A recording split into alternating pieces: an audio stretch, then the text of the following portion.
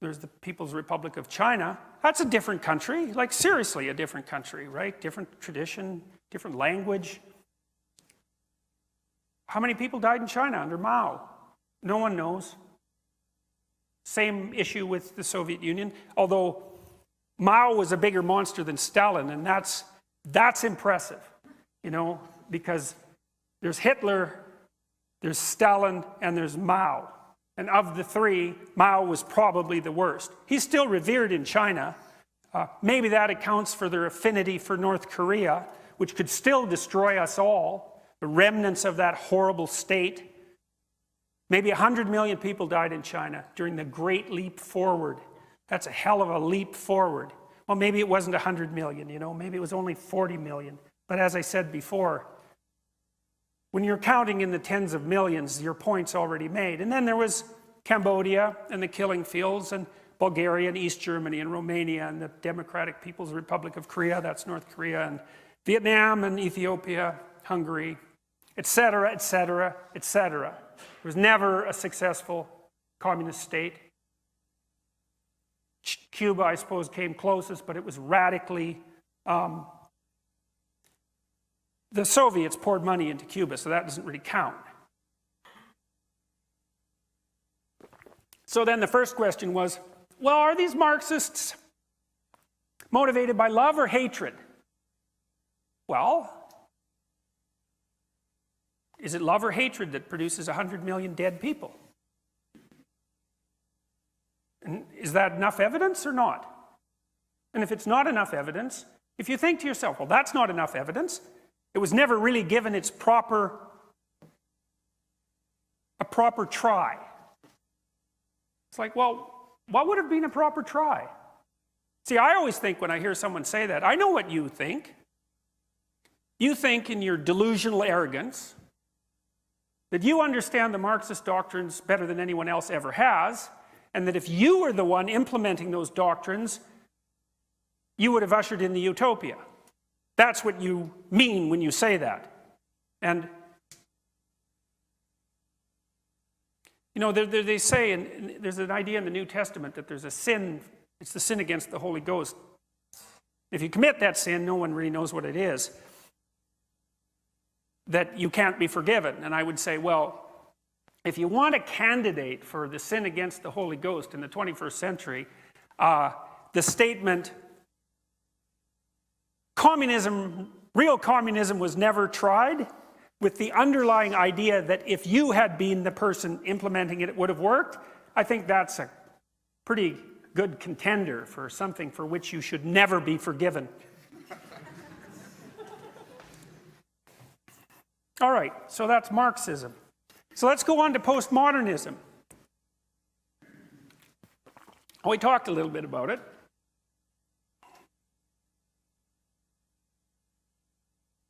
Now, hypothetically, it's an attitude of skepticism, irony towards rejection of grand narratives, ideologies, and universalism, criticizes objective notions of reason, human nature, social progress, absolute truth, and objective reality.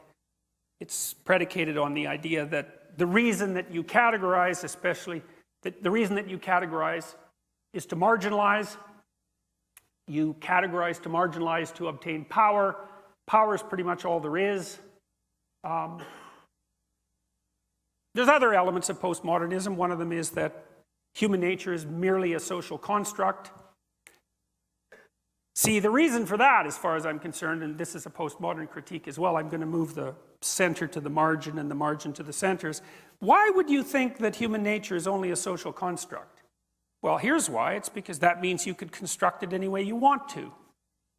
That was a very common idea among the communists. You know, that's why Mao wanted to wipe out Chinese history. That's why the Red Guard went around in China and tried to destroy everything, every element of China's history prior to approximately 1960. Right, that great culture, thousands and thousands of years old. As well, so you could bring in the new man. Well, what was the new man? Well, it was whatever slave Mao happened to fantasize about. Or it was the utopian person. You take your pick, but like I said, if you take a look at the corpses, you can pretty much figure out which of those two it was. So what's up with these people?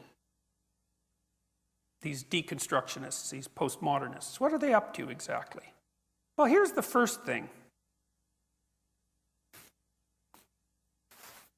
They came about pretty much when Marxism was no longer credible, no longer tenable as a set of intellectual propositions. Now, if you were a French intellectual, you had to have a lot of corpses piled at your feet before you were willing to think that you were wrong. So, here's an example. I don't remember his name. He was the architect of the killing fields in Cambodia. It wasn't Pol Pot, it was one of his advisors. Unfortunately, I can't remember his name. He took his PhD at the Sorbonne. And he developed the thesis in the Sorbonne, Marxist thesis, that the cities were parasites on the land. You know, it's an extension of the whole bourgeoisie proletariat thing. The cities were full of bourgeois types, educated parasites, essentially, who were doing nothing but stealing what was rightly the farmers. So when he came back to Cambodia, he put that into action and emptied out the cities and put all the intellectuals and the city dwellers either to death or to work, which generally resulted in death, and killed about 1/6 to 1/4 of the population. But he got his PhD from the Sorbonne. And that's a good story because that's exactly how complicit the Western leftist intellectuals were in facilitating the horrors of the 20th century. And it's not like we've learned anything since then. Quite the contrary. We've just gone underground. And that's what I see when I see postmodernism. So what happened was, despite the affinity of Western intellectuals for Marxism, maybe because they weren't paid as much as bankers, let's say, if we're being cynical about it.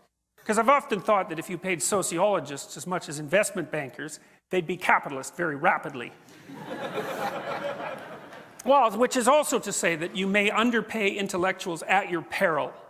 And you know, that's actually dangerous because one of the things that's happening is that as the universities have become corporatized and corrupted in a variety of ways, more and more of the professors are adjuncts, right? I think it's up to 30, 40, 50%, something like that now. They've got no tenure, they've got no job security, and they're paid like $24,000 a year. It's not a good idea to radicalize the people that are teaching your children. But anyways,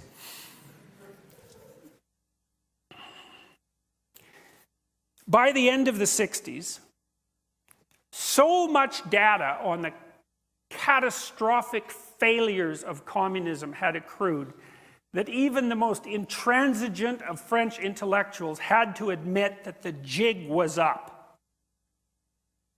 But that's a problem because that's the whole ideology, right? That's the whole raison d'etre, he says in his terrible Alberta French. You're going to just give that up? What are you going to do after that? Well, what happened was postmodernism was invented. And so it's a sleight of hand, as far as I can tell. So, and with postmodernism, identity politics. And so the postmodern transformation is, well, we were a little wrong with the working class thing. Turns out that communists kill them all and capitalists make them all rich. And that's actually exactly the opposite of what we predicted. But maybe there's still a way this could be salvaged. How about if we don't say working class capitalist, we say oppressor oppressed. We'll just transform the terminology a bit, and we'll start thinking about all the other ways that people are oppressed, and all the other ways that people are oppressors, and then we can play the same damn game under a new guise.